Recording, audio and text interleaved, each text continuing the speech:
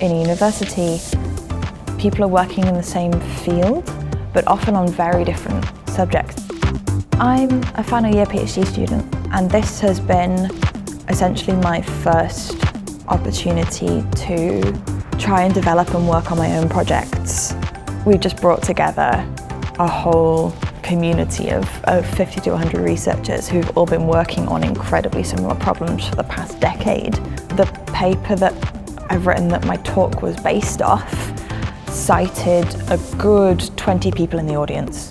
You don't have to start a talk with 10 minutes or 20 minutes of introduction to your problem because everybody already knows what you're about to say, and you can really get into the details of the mathematics you've been working on.